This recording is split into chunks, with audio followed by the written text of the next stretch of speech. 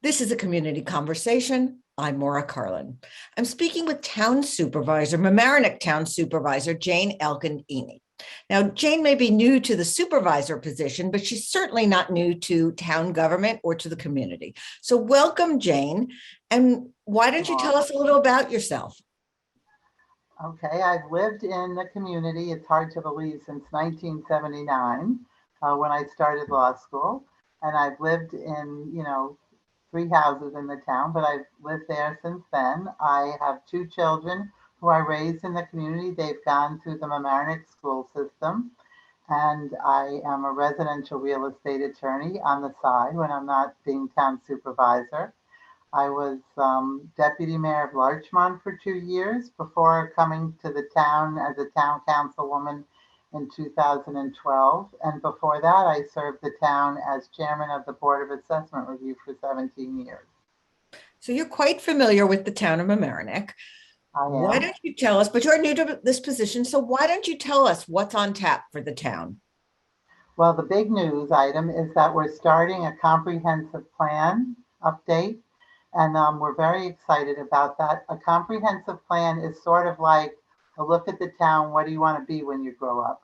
So it's sort of a vision of the future of the town, not so much, let's say you want to be a doctor or whatever you want to be. It's not so much, okay, you need this degree and then you need to do that. It's more the vision of what we want to be. So it's, an involved process. We hired a consultant, Tiffany Zazula from the Pace Land Use Law Center, to help us. They have done many comprehensive plans in the Hudson Valley region, and we're very excited about her. Jaine, is a comprehensive plan something that you do on a specific schedule every 20 years, or is this something that you just decide it's time? It's definitely time. The last time we had any kind of a comprehensive plan, we did one jointly in 1986 with Larchmont, and that was much more focused on the business district of Larchmont. This is going to be a focus on the town. And, it's time to look into the future and see where we want to go. And then once the comprehensive plan's done, because we don't want it to just be a document that sits on the shelf, we'll do an implementation plan that tells us how to achieve the goals that we've set for the community. What kinds of things are get considered or looked into when doing this plan, or what is the town looking into for this plan? Actually, we're pretty much looking into everything. The old concept of comprehensive planning was that things were a silo, like there's a recreation silo, a traffic silo, and now we realize everything's integrated. For example, if we look to build more housing, we have to think about traffic and mobility, and we have to think about schools, and we have to think about recreational opportunities. So it's much more of an integrated look at the future of the community. And so much of it is based on input from the residents, which is why I'm so happy that we're talking about it today. Because the first part of the process is that the consultants have been interviewing our staff, and they're interviewing all of our boards and commissions on sort of a fact-finding investigation. And then once they get that done, we're going to go out to the community, and we're going to have events for the community at which we'll listen to what the residents want to say or have to say to us. And there will be many opportunities for that. And I think it's so important, the more people we get to speak to us and the more different, sectors of the community, that we get a complete picture and come up with a plan that really reflects what our residents want. What's the time frame that residents should be, expecting to be contacted or have an opportunity to give feedback? Okay, well, we just started the plan. It should take over a year, but we'll be starting our first community outreach at the end of May. And there will be different opportunities. We're going to have a logo for the comprehensive plan. And so that'll be sort of like a marker for everyone when things go out with that logo on it, that it's got to do with the comprehensive plan. And there'll be different, some will be online participation, some will be in-person participation. And, we're trying to, again, get everybody and with different formats of how they can participate. Okay. Do you have your own vision for the future, or a wish list, or things you'd like to see worked on? Well, to me, one of the things I'd love to see worked on is recreational and outdoor opportunities. I think especially post-COVID, so many more people are staying around the community that, we can see the commuter lot isn't as full as it once was. And I think people are looking after COVID for sure for more opportunities to walk, to bike, to be outdoors. And so I would like to work on our recreational facilities. I like to work on more types of housing and various price points and affordable housing.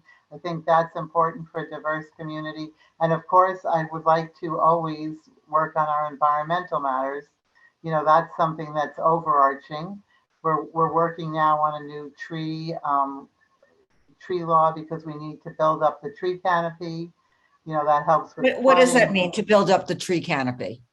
Well, over the years, as people cut down big trees, big old trees, we have a decreased amount of trees in the community.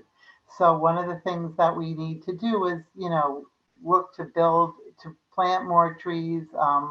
We just, as a matter of fact, had a recognition. I think it's the 30th anniversary. The Arbor Day Foundation has notified us that we're a tree community or designated us a tree community. So, we need the trees for flooding, for oxygen, and we have to be mindful of that. So that's one of the One things. of the things though we see, because it is an established community, a lot of the trees are old Right. and needing to come down on their own and getting in the way of some of the infrastructure like Con Ed and our electricity and gas lines. How do you work that out so that there's not an interference? We have to, like everything, it's a balance, and you have to weigh the needs of individuals in their homes who, may want to have their kids play in the backyard versus this tree is an old historic tree and, considered by the neighbors to be a valuable tree.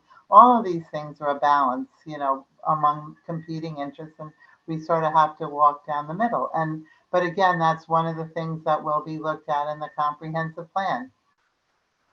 Great. So if people want more information about the town or town government, how can they get it, Jane? Well, we have a website that has all of the information. And actually, that's another thing we're working on. We'll have a new website, which will be much more user friendly. But there's so much information on the website. Of course, you can always call me or any of the town board members. We're always, open to speaking with residents.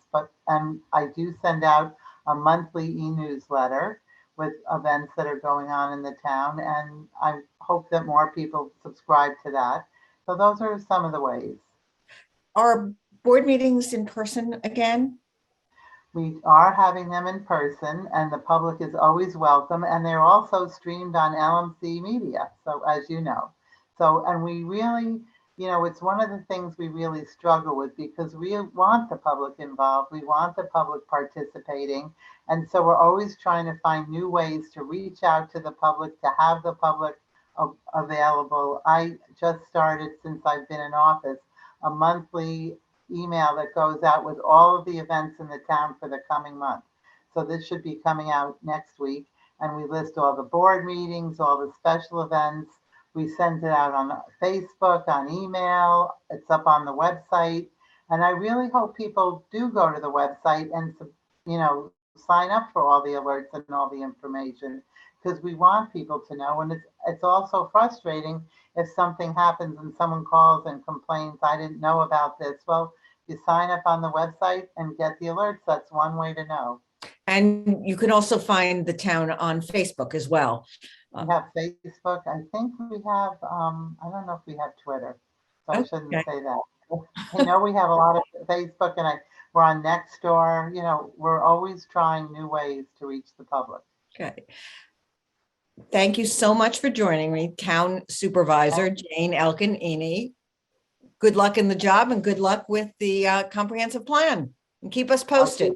I would love to. I'd love to talk about it. You'll all get sick of hearing me talk about it, but I just think it's so important that we really reach everybody. And so I will continue to blab about it. Thank you. This is a community conversation.